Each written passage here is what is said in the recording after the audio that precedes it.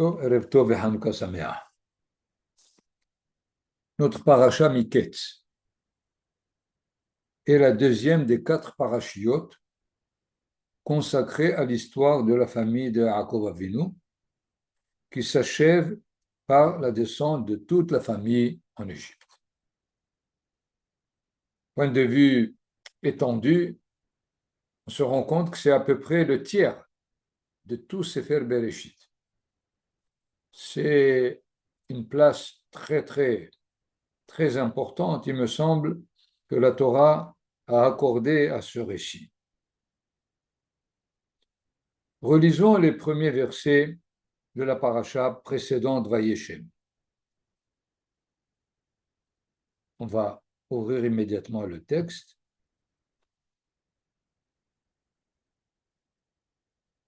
Jacob demeura dans le pays des pérégrinations de son père, dans le pays de Canaan. Voici l'histoire de la descendance de Jacob. Joseph, âgé de 17 ans, menait paître les brebis avec ses frères. Passant son enfance avec les fils de Bilha et ceux de Zilpa, épouse de son père, Yosef débitait sur leur compte des médisances à leur père. Or, Israël a préféré Yosef à ses autres enfants parce qu'il était le fils de sa vieillesse. Il lui avait fait une tunique à rayures. Ses frères, voyant que leur père l'aimait, de préférence à eux tous, le prirent en haine et ne purent se résoudre à lui parler amicalement. Arrêtons-nous là. Est-ce que ces premiers versets peuvent expliquer pourquoi la haine s'est déclenchée? Oui, le colportage, la tunique bariolée que Yaakov a préparée pour Yosef ne peuvent pas rendre compte d'une haine qui va jusqu'à la tentative de meurtre. Puisque quand Yaakov Avinu envoie Yosef à Shrem, dès qu'ils le voient de loin, ils disent « Lechu venahargehu » allons le tuer. C'est quand même pas explicable qu'une tunique, un colportage, même les rêves plus tard. Quelqu'un qui rêve, il n'a qu'à rêver ce qu'il veut. Non, on est libre, on peut faire ce qu'on veut. La Torah nous a raconté déjà d'ailleurs le cas de Caïn et Hevel. Il est vrai que cela, au niveau de Yosef et ses frères, s'est terminé autrement par une réconciliation que Yosef a proposée à ses frères. Mais l'origine, où était le sujet de la querelle? Pour justifier cette attitude des frères qui veulent même, d'ailleurs, même s'ils ne l'ont pas tué, ils l'ont jeté dans un puits, dans une fosse, et après ils l'ont vendu. Il est nécessaire là de nous rappeler des midrashim qui placent le malentendu sur la suite de l'histoire de la famille de Yaakov Avinu. Je voudrais ici juste ouvrir une parenthèse comme introduction, d'ailleurs à toute étude des textes de la Torah, qui nécessite une prise de conscience de la nature du texte. Premièrement, le texte est écrit en Lashon HaKodesh, c'est-à-dire dans le langage prophétique. On n'a pas de dictionnaire prophétique. Et c'est évidemment l'effort du Zohar, des Midrashim et des commentateurs, surtout quand il s'agit de l'événement, pour nous transmettre le message du texte dans le langage de chaque génération. Puisque n'a été mis par écrit que ce qui concerne les générations à venir qui s'inscrivent dans le projet divin proposé à Israël, et non dans le but de nous raconter une histoire passée. Dans cette perspective, il y a au moins 2 niveaux d'études. Le premier, très commun dans les commentaires, a pour but de vouloir diriger la personne, l'individu, dans le chemin qui a pour but l'acquisition des vertus morales qui accordent à l'individu le titre de tzaddik, le juste, ou le titre de hassid, l'homme de ferveur. Le deuxième niveau décrit les étapes du projet divin proposé à la nation d'Israël. C'est le propos des Midrashim du temps des Tanaïm, les maîtres de la Mishnah. Évidemment, l'exil ayant duré 2000 ans a provoqué l'étude de la Torah et au premier niveau. Le deuxième, celui d'un niveau national, en exil, était presque impossible. Il faut qu'une nation soit sur sa terre pour étudier la Torah au niveau national. Donc, revenons à notre question que les Midrashim nous invitent à définir le malentendu dans la famille de Yaakov Avinu et Gzerat ben Abetarim. Qu'est-ce que c'est Gzerat ben Abetarim? C'est cette alliance qui a été contractée avec Abraham Avinu alors qu'il était âgé de 70 ans. Quelques centaines d'années sont déjà passées. Et la question, est-ce que on l'a déjà traversée, elle est derrière nous ou pas encore? Parce qu'elle nécessite d'aller be'eretz lo lahem. Ger yeh zar'acha be'eretz lo lahem. Avadoum, ils vont les servir. Ve'imnotam, ils vont les opprimer. Arba me'ot shana. Évidemment, les frères disaient que c'est terminé. Comment c'est terminé? Eh bien, on a été chez Lavan et on a souffert avec celui-là pendant 20 ans. C'est vrai qu'il manquait un an, mais ce n'est pas pour un an qu'on va descendre dans un pays étranger à notre pays. Yosef disait, non, il faut exprimer l'exil lorsqu'on est exilé de sa terre nationale. Or, chez Lavan, on n'était pas sur notre terre nationale.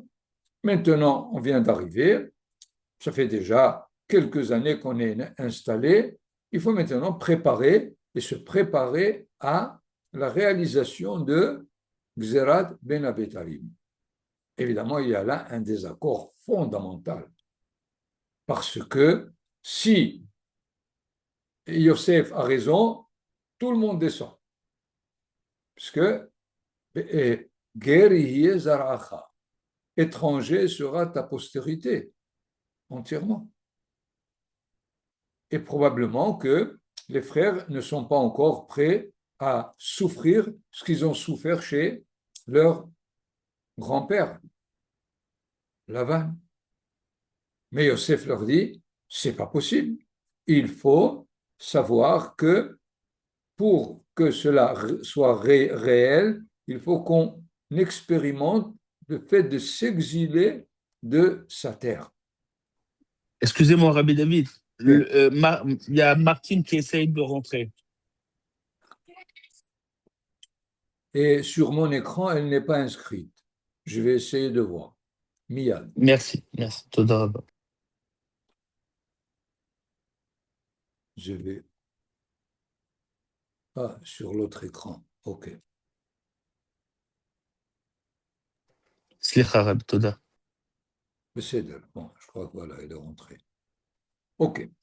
Ken, nous voyons ici que le sujet est capital et probablement ça peut être, si on approfondit le litige, c'est-à-dire que c'est Yosef qui va mener toute la réalisation de cette Gzera de Ben Abetarim, Donc, c'est eux qui vont être assujettis à Yosef. Mais ils ne sont pas convaincus. Alors, comment on va continuer? Si c'est lui qui a raison, et nous sommes dans une situation difficile et probablement il faut l'éliminer. Comme ça, le problème est réglé. Et d'ailleurs, essayons de voir par la suite les versets lorsque Yosef, de loin, nous disent, lorsque il est arrivé à Shrem, ils ont voulu, évidemment, le tuer. Réhouven leur dit, ne versez point le sang, jetez-le dans cette fosse qui est dans le désert, mais ne portez point la main sur lui. C'était pour le sauver de leurs mains et le ramener à son père. La proposition de Réhouven, elle est très bizarre. Le jeter dans un puits. En effet, lorsque Yosef fut arrivé près de ses frères, ils le dépouillèrent de sa robe, de la tunique à rayures, et ils le saisirent et ils le jetèrent dans la fosse. Cette fosse était vide et sans eau. Si elle est vide, si elle est sans eau, les Haramim disent non, il y avait des serpents et des scorpions. Alors, qu'est-ce que Réhouven propose? C'est bizarre.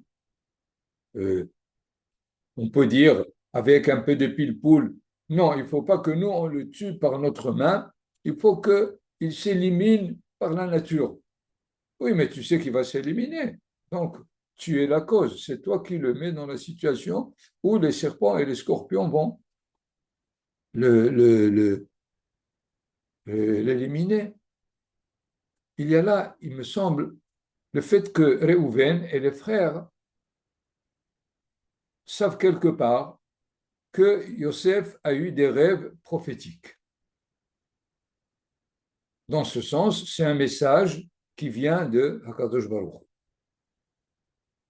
Oui ou non, eh bien, ça va se vérifier.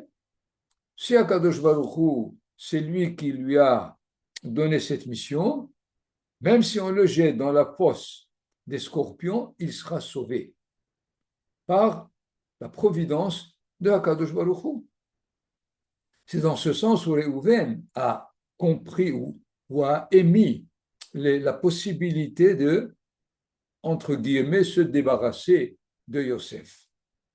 Hakadosh Baruch Hu s'occupera de son sort si il veut que son projet se réalise.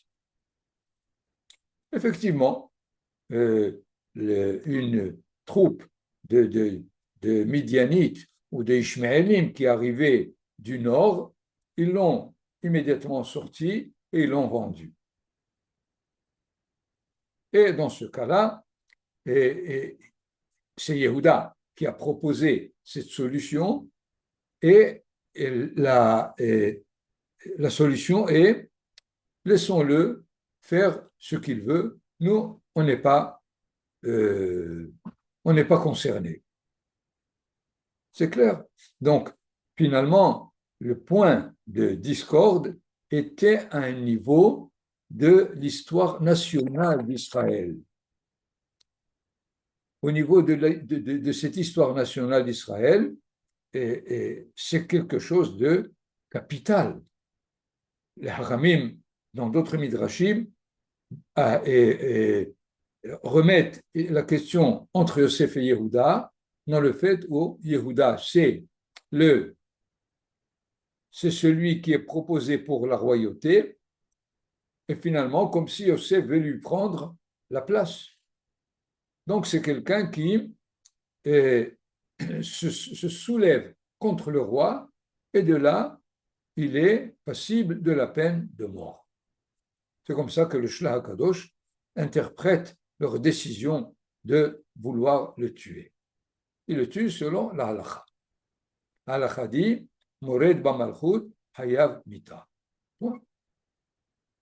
Évidemment, Yosef a raison au niveau de ses rêves. C'est sûr que la royauté est de Yehuda, mais il faut d'abord qu'elle passe par lui. Lui, comme s'il l'a préparé, et Yehuda plus tard, c'est lui qui sera le roi qui mènera l'histoire d'Israël à sa finalité. Nous avons réglé un peu, premier point, le sujet qui a mis même la haine entre les frères. A priori, cela n'est pas nécessaire. Ils auraient pu, je ne sais pas comment, mais il faut être capable de dialoguer pour mettre au clair ce qui se passe. Yaakov Avinu est là, il a aussi sa part, il aurait pu les appeler, s'asseoir et discuter du sujet lui-même. C'est une question pour laquelle je n'ai pas trouvé de réponse. Notre paracha, Miketz, commence par les rêves de Paro.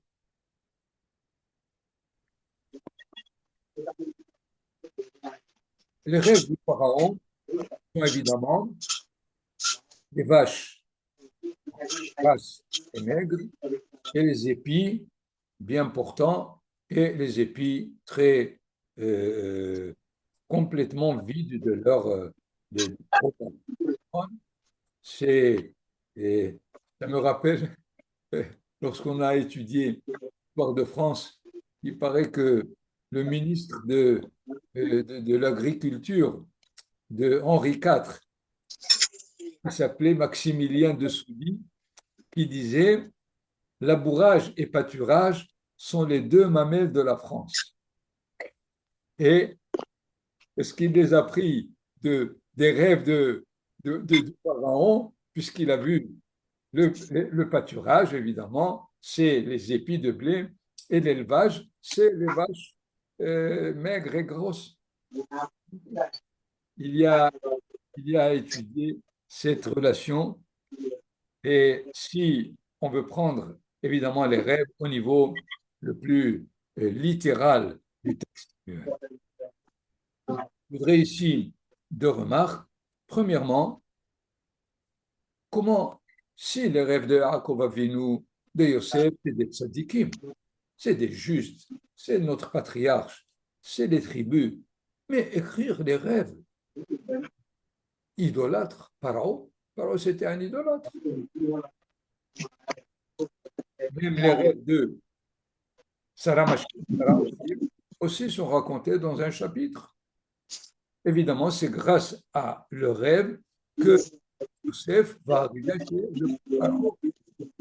Mais en quoi les rêves du pharaon sont tellement importants pour les écrire dans leurs détails, dans leur répétition, ce qu'il a rêvé, Pharaon, va raconter à Youssef pour qu'il lui interprète les rêves. Le Rav Yehuda Ashkenazi, Zecher Tzadik Livracha, a donné une hypothèse très très importante, je crois, pour toutes les générations d'ailleurs. C'est que si Yosef se met en marche, et il faut évidemment que son projet commence dans la capitale de la puissance mondiale de ce temps, c'était l'Égypte. Si ça doit réussir, il lui faut un roi qui est prêt à écouter les interprétations d'un hébreu. Parce qu'il ne faut pas oublier qu'avant que Yosef ne soit devant Paro pour ses rêves, il déclare partout qu'il est hébreu. Parce que, par exemple, la femme de Potiphar, lorsqu'il s'enfuit et il la laisse, elle, à tous les présents qui étaient dans sa maison, Evilanu Ish Ivri, Ish Ivri, Potiphar le savait aussi. Quand il a interpréter les songes de Sarah Mashkim et de Sarah Ophim. Il leur a dit Ki gunov gulavti, on m'a volé mes Eretz Ha'ivrim. La terre de Canaan, c'était Eretz Ha'ivrim, sachez-le. Et ainsi de suite, là où il est, jusqu'à moment où Sarah Mashkim, qui voit Pharaon complètement en panique devant son rêve, il lui dit Vesham itanu. Il nous a interprété nos rêves, nos songes, et c'était Na'a Ivri Eved le Sarah Tabahim. Il lui répète encore. Et donc, il fallait que du temps de Yosef, il y ait un roi qui soit sensible à l'identité hébraïque pour pour l'appeler et écouter lui l'interprétation.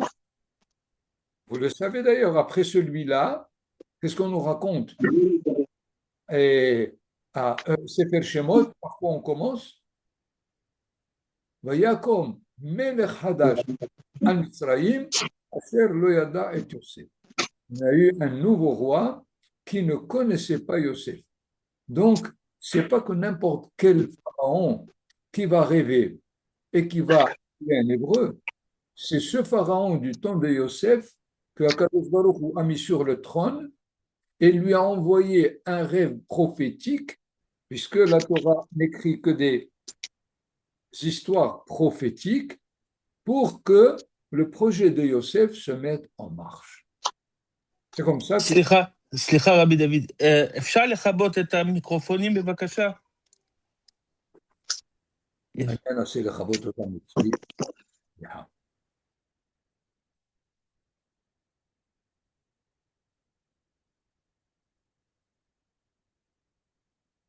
טוב, כן, אני חיביתי את הכל בינתיים.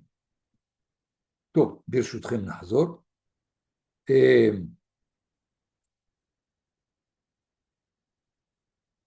Mais un petit détail, d'ailleurs, qui n'a pas été mis en relief par la traduction, voilà le verset par lequel commence la paracha.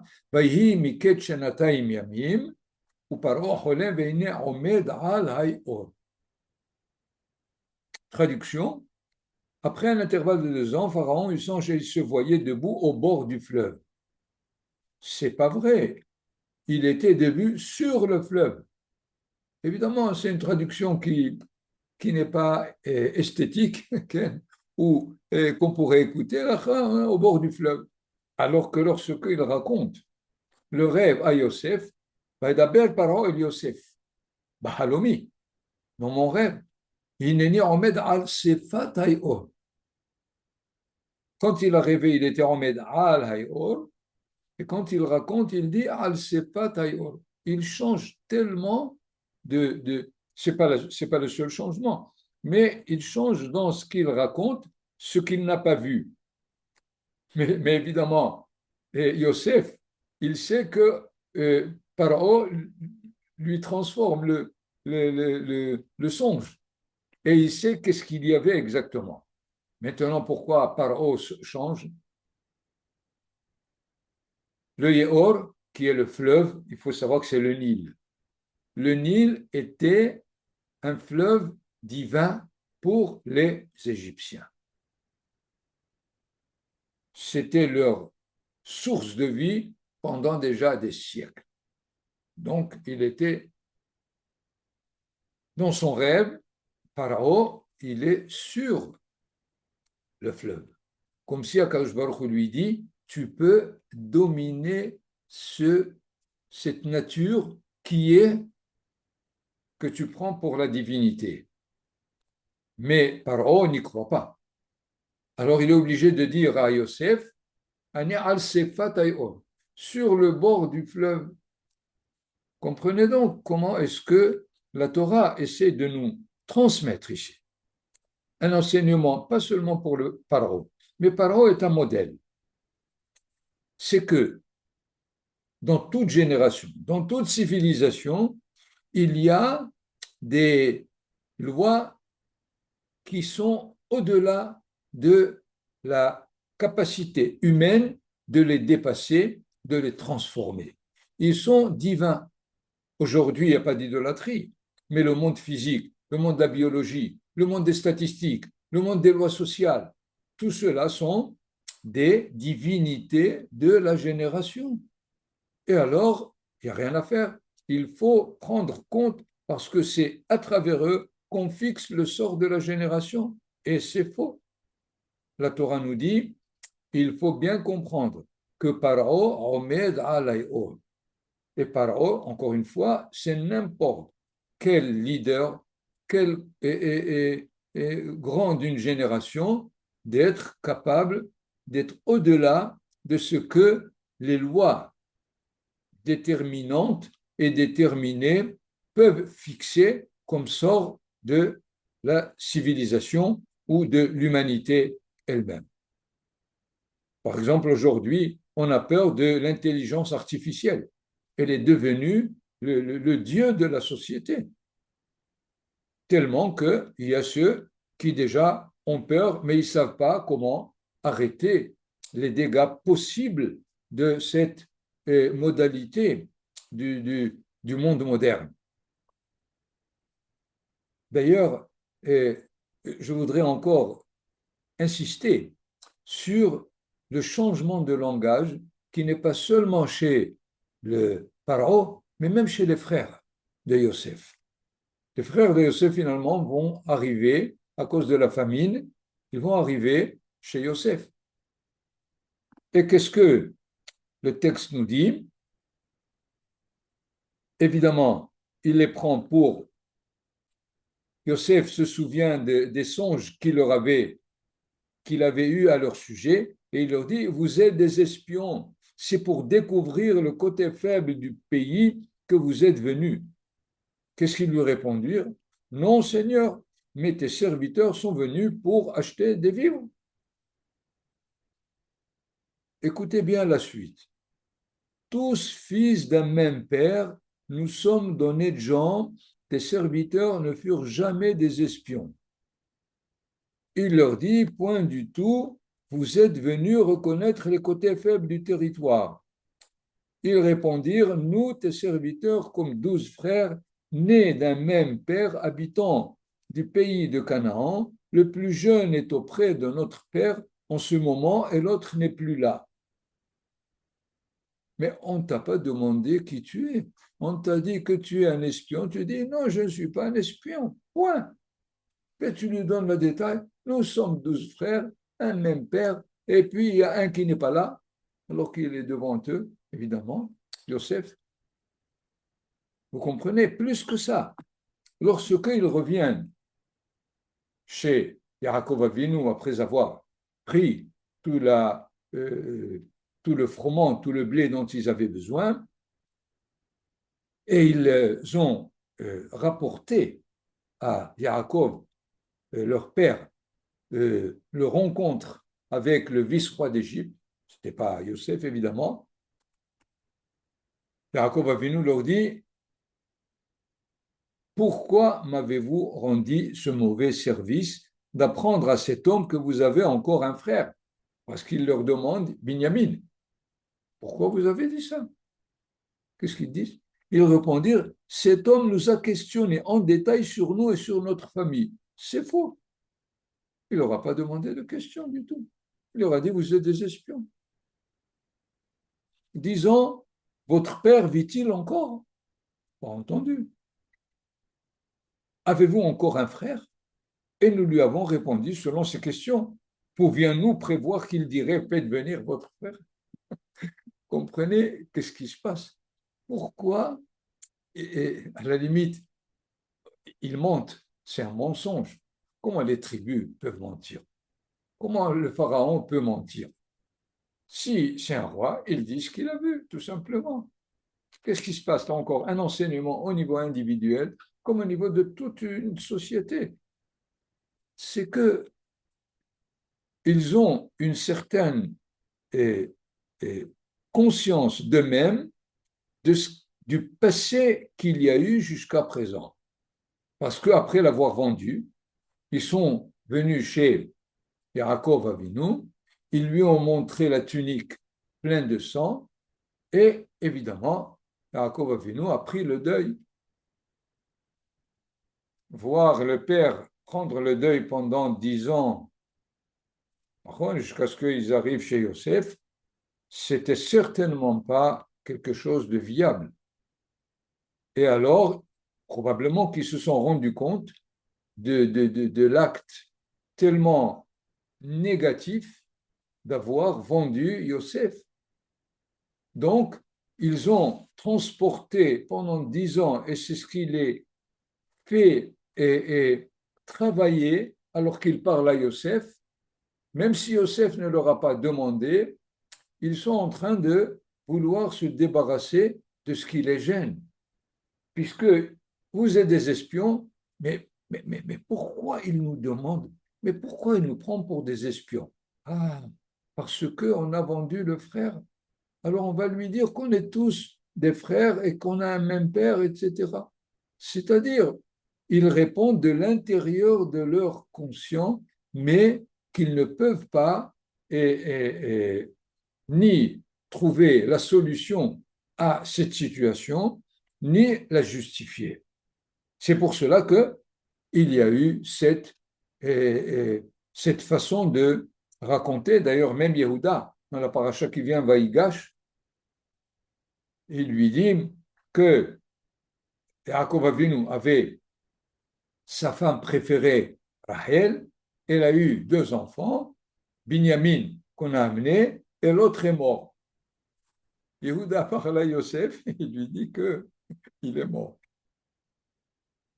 Et vous voyez bien combien est-ce que des situations de tension qu'on ne résout pas au début ne font qu'aggraver toute relation. Lorsque on est resté en exil 2000 ans et on ne veut pas reconnaître qu'il faut finalement venir ici, et lorsqu'on vient ici, on pose tous les problèmes qui n'existent pas et qui n'existent que par l'exil, que par la galoute, évidemment, il faut bien savoir que ça ne peut que donner que toutes les tensions et les querelles qui se passent dans notre génération.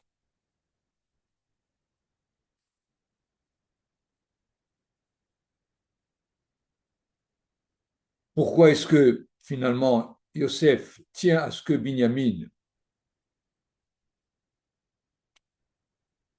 soit qu'il ramène Binyamin en Égypte, quel est dans son projet et la nécessité, il faut dire finalement, puisqu'il est arrivé là où il est, de leur dire, écoutez, allez-y chez mon père, dites-lui que je suis là et qu'il peut venir me rendre visite.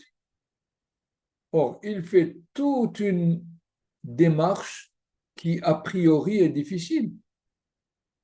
Si vous n'amenez pas Binyamin, ils l'ont amené, alors il leur fait un tour de force où il met la coupe dans le sac de Binyamin. On trouve, donc c'est lui qui l'a volé. Allez donc, laissez-le ici et vous tous partez. Comment on va laisser Binyamin? On va tous partir. Qu'est-ce qu'il veut finalement, Yosef? Yosef sait que, et ceci a été finalement prouvé dans toute l'histoire d'Israël, que Binyamin, c'est celui qui fixe par où l'histoire passe, par Yosef ou par Yehuda. Pour l'instant, Binyamin est avec son père et les frères aussi, donc Binyamin est avec Yehuda. Pour que son projet réussisse, il faut que Binyamin soit avec lui.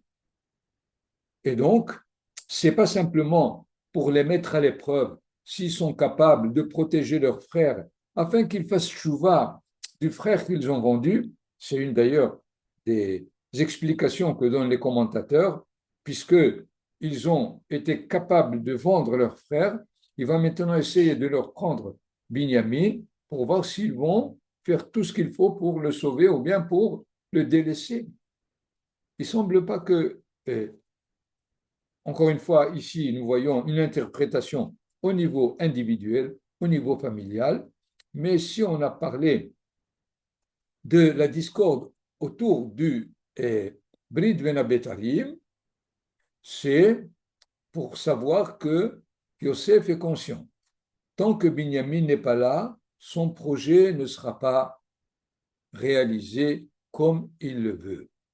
Et donc, il demande que Binyamin reste. C'est pour cela d'ailleurs que prenons un récit dans l'histoire d'Israël du temps de Shlomo HaMelech. Shlomo HaMelech est, selon le prophète Ahia Ashiloni, ne promettait pas à la collectivité d'Israël, au peuple d'Israël, de continuer sous un seul roi, son fils Rehavam. Et alors que Shlomo HaMelech était en vie, il a appelé Ahia Shiloni, le prophète, il a appelé Yerovam dans le champ et il lui a dévoilé que 10 tribus vont être sous sa commande. C'est-à-dire, il lui raconte déjà le schisme qui va s'opérer. Mais il lui dit, pourquoi 10 et pas 11? Et pourquoi dans le 10, il n'y a pas Binyamin? Parce que Kadosh Baruch Hu a promis à David que c'est sa descendance qui continuera à réaliser la royauté de base du peuple d'Israël. Et il est nécessaire que Binyamin soit avec lui. Parce que si celui qui a Binyamin, c'est lui qui est le centre de la royauté d'Israël. Et dans ce sens, probablement on peut comprendre à travers l'histoire d'Israël pourquoi est-ce que Yosef tient à ce que Binyamin soit là, même avant que son père ne soit là. D'ailleurs, tous les commentateurs se sont posé la question. Yosef savait bien que Yaakov, son père, est en train de vivre la tension, le deuil le plus grand de sa vie, que Yosef, son chéri, n'est plus là. Comment est possible? Alors, tous les commentateurs ont dit, peut-être que tant qu'il n'était pas vice-roi, probablement, il avait des difficultés, et encore. Mais dès qu'il est devenu vice-roi, il avait toutes les possibilités. Et pendant 7 ans d'abondance, il n'a pas trouvé le moyen d'envoyer à son père la bonne nouvelle qu'il est là, qu'il est en vie. Comment est-ce possible? Il y a eu beaucoup de réponses à cette question.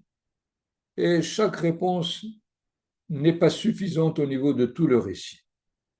Mais si jamais la raison de Yosef, c'est de voir Binyamin d'abord, qu'il soit sûr qu'il va être avec lui, alors il était en mesure de dire à Yaakov, son père, qu'il est en vie. D'ailleurs, là aussi, le Rav Yehuda Ashkenazi ramène déjà à ce que Yaakov a dit à Yosef quand il lui a dit Lechna re'e et shelom achecha ve'et shelom hatzon v'hashiveni davar. Va voir que tes frères sont en paix, c'est-à-dire avec toi. Et c'était ça sa mission. Ce qui fait Yosef a compris que tant qu'il n'y a pas une paix entre les frères, il n'a rien à dire à son père. Son père a demandé Shalom Achecha. D'ailleurs, c'est après cette fois-ci, où est-ce qu'on l'entend? À la fin de la paracha de Miketz, lorsque il leur dit laissez Binyamin, ve'atem alou le shalom el avichem. Yehuda qui a entendu ça, il a dit tiens, qui est-ce qui parle de cette façon? C'est pas possible. Il y a un doute. Derrière ce vice-roi, il y a autre chose. Et alors, c'est pour cela qu'il a tenté. Et finalement, Yosef a pu leur dire, vous pouvez maintenant, puisqu'on s'est réconcilié, C'est à travers notre réconciliation que l'histoire va pouvoir commencer.